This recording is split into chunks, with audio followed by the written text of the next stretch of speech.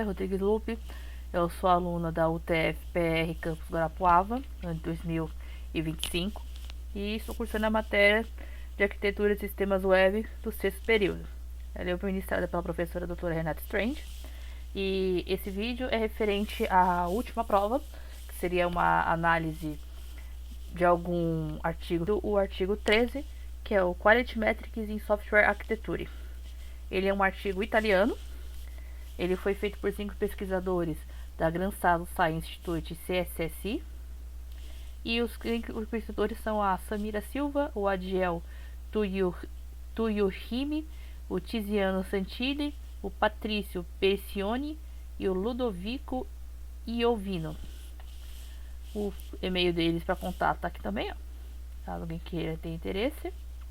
E do que se trata esse artigo, né? Como ele se envolve com a matéria. Vou acabar entrando em alguns pontos, provavelmente, do resumo, porque a explicação é muito correlacionada com o resumo do porquê esse artigo existe.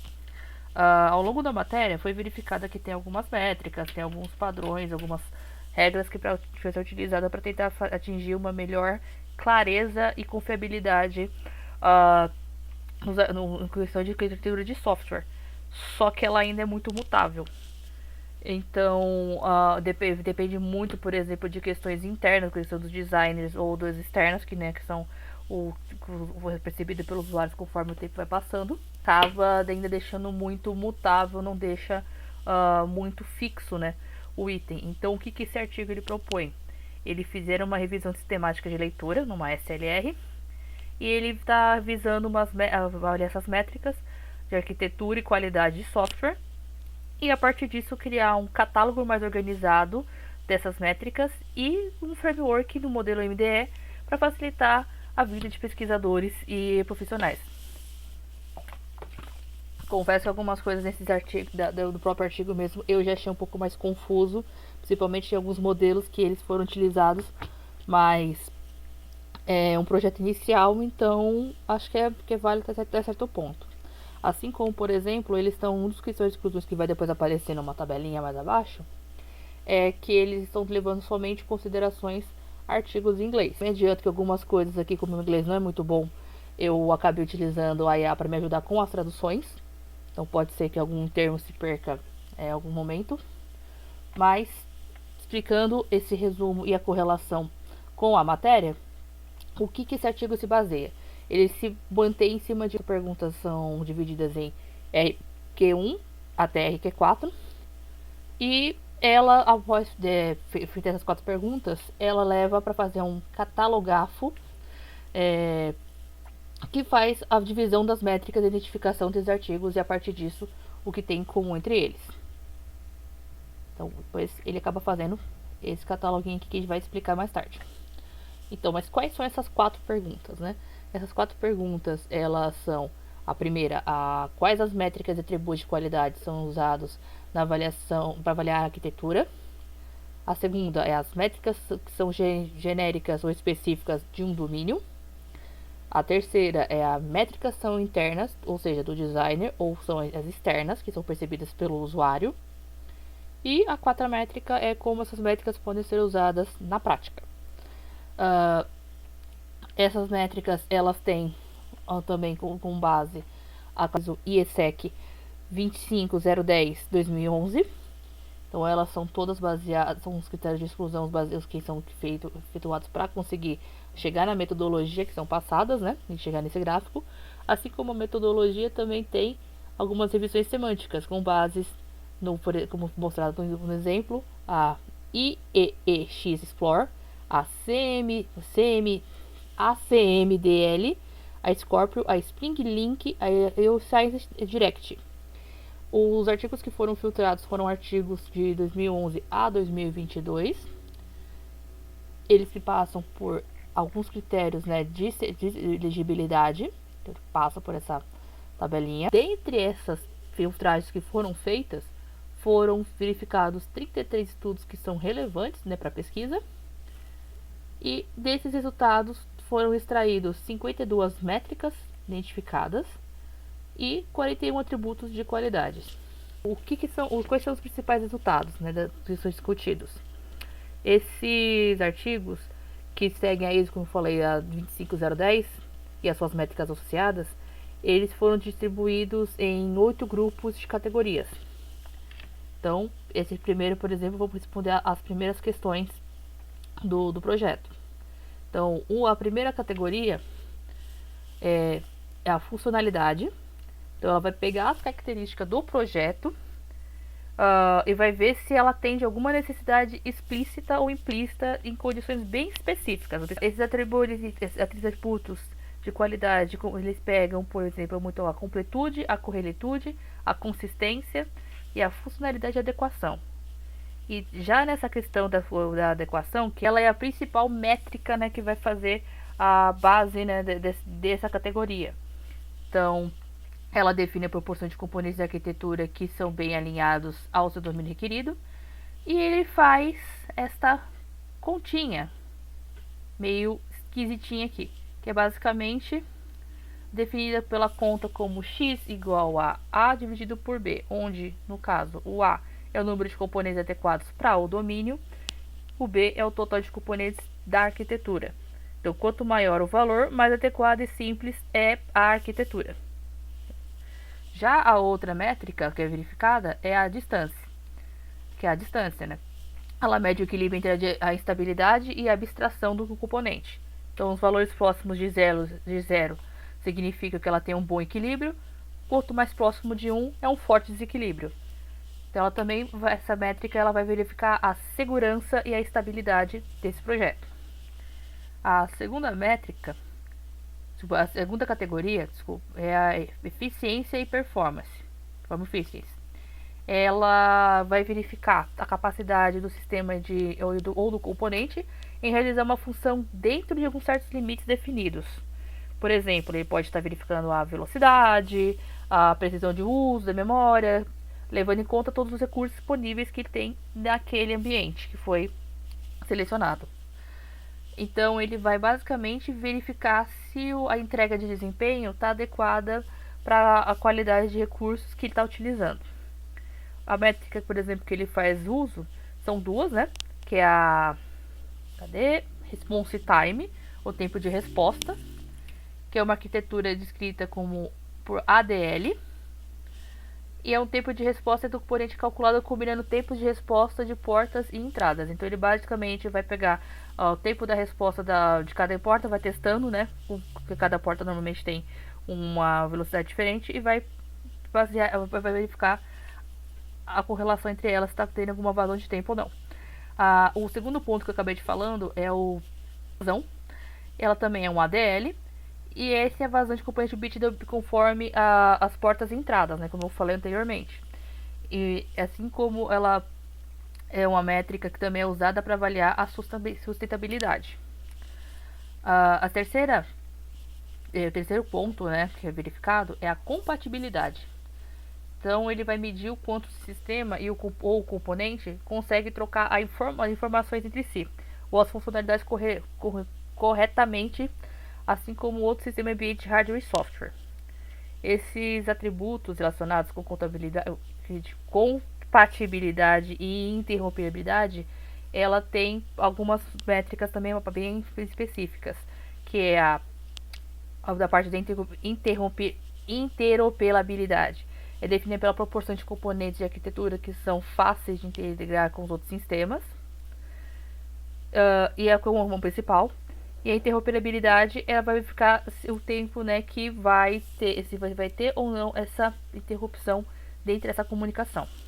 O quarto ponto é a usabilidade. Ela basicamente é uma característica que vai verificar algumas situações para usuários em específicos, né? Então, ele vai verificar um contexto específico, vai atingir um objetivo com as eficácias e com as eficiências de satisfação. Por exemplo, ele pode verificar alguns atributos que podem incluir uma descoberta, flexibilidade, simplicidade, compreensibilidade e a usabilidade. O foco principal, vamos aqui para cima, desse ponto, dessa característica que foi identificada, é o trecho que vem falar da usabilidade, né? Que o professor alguns pontos mais comuns da arquitetura. Então, por exemplo, ele tem como métricas abaixo, principalmente dessa usabilidade, é o coupling e coupling, que é o acoplamento e desacoplamento do sistema. Ele mede quão fortemente as classes estão se acopladas. Então, calcula, por exemplo, algum número de referência com classe dividido. Então, ele usa esse cálculo de base para ver o quão acopladas e desacopladas elas estão. E a partir disso, ela vai avaliar os atributos e as complexidades de acordo dando do atributo quanto da classe. Né, que é o item 5, que é a Reliability. Ela é uma crítica do sistema e do componente que a execução da função sob as condições bem específicas, né, durante um período de determinado de tempo. Os atributos de qualidade relacionados incluem, por exemplo, a disponibilidade, a maturidade do sistema, a confiabilidade dele, a responsabilidade, a robustez e a escalabilidade do sistema ou do componente que está sendo verificado. Aí dentro deles, a gente pode estar passando aqui para as métricas verificadas. E a disponibilidade. O foco dela é definido como a proporção dos componentes que são capazes de lidar bem com grandes volumes de dados. Ou a portabilidade, por exemplo, também no sistema está funcionando corretamente conforme o tempo tende a ser passado. Por exemplo, se passar um tempo infinito, ela tem que estar respondendo dentro daquele tempo passado. Normalmente, na questão da confiabilidade, que seria esse última métrica do artigo 5, fica comprometida com qualquer componente de falha. Então, ela vai também medir a confiabilidade e a mantenibilidade daquele software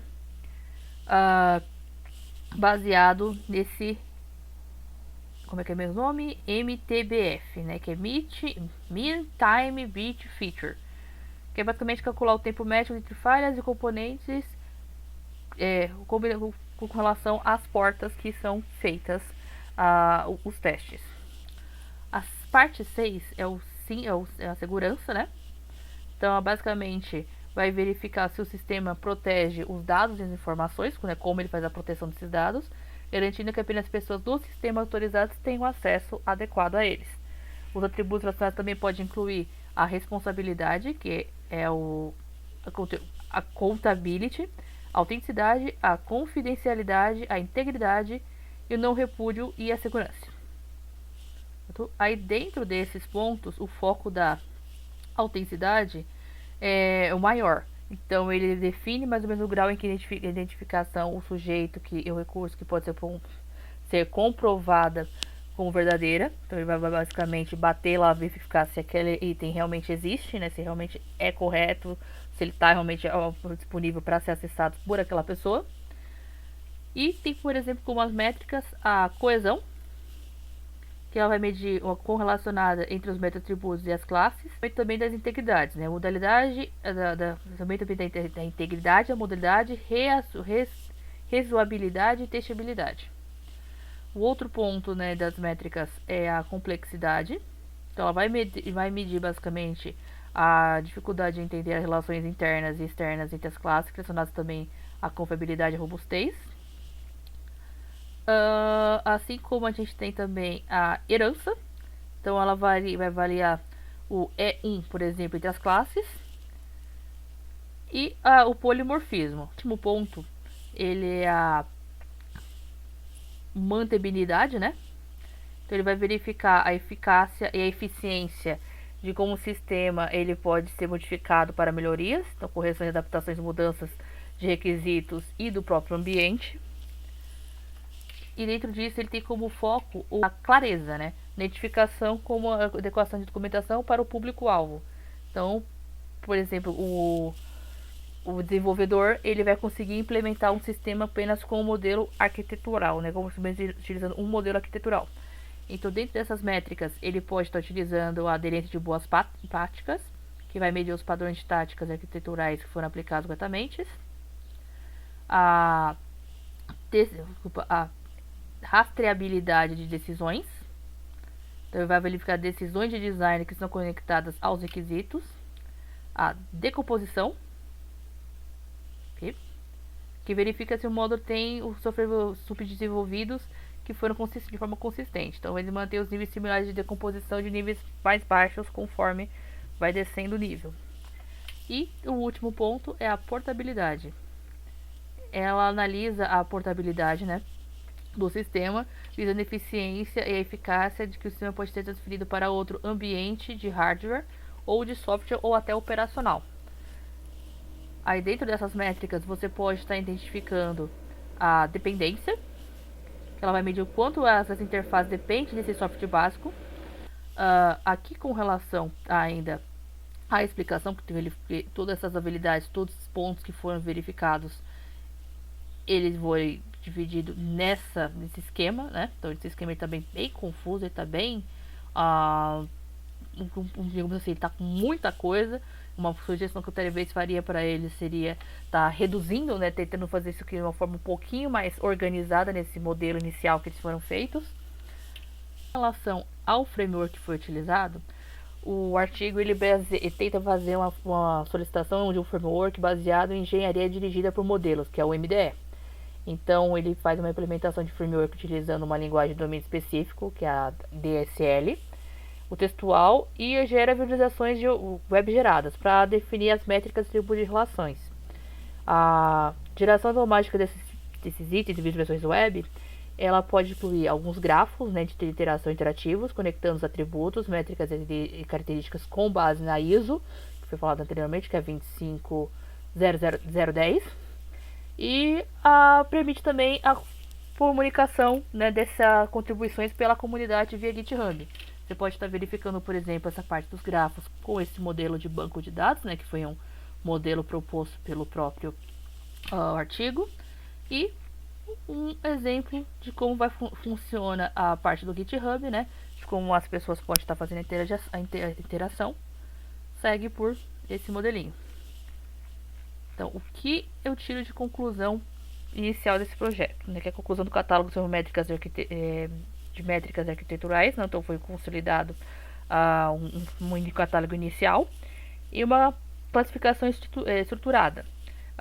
E o framework ele tende a ser prático, né, para a exportação e a extensão desse projeto para alguns outros pontos, mantendo o projeto sempre vivo, esse catálogo sempre vivo. Mas o que eu acredito é que, apesar de todo o esforço, para uma primeira versão ele está ok, mas ele ainda está confuso em certos pontos, né? Ele tem algumas coisas que eu acho que, por exemplo, as contas poderiam ser mais explícitas, mas um pouquinho mais explicativas, por exemplo, para detalhar para quem não é 100% da parte da arquitetura, para estar conseguindo acompanhar um pouco mais. Assim como está melhorando essa parte desses esquemas que estão sendo utilizados, que estão muito confusos. A gente entende que tem uma alta complexidade nele, porque muitos itens eles são acoplados um ao outro, né, em questões diferentes. Mas eles, por exemplo, esse esquema ele está muito confuso de tentar entendendo. Alguns pontos do texto, principalmente algumas coisas eu ocupo meu inglês que não é muito bom. Ele está realmente confuso algumas questões do texto. E, por exemplo, está utilizando mais esquemas, né, de banco de dados, que esse aqui, apesar de ele estar pedindo muitos requisitos, ele está um pouco mais fácil de você entender aonde cada se baseia, né, o que cada artigo quer, né, onde identifica melhor as métricas, do que o esquema lá de cima. Então, acredito que ele seja, talvez tenha que dar uma readequada nas questões de como está mostrando esses dados. Basicamente, essa a apresentação.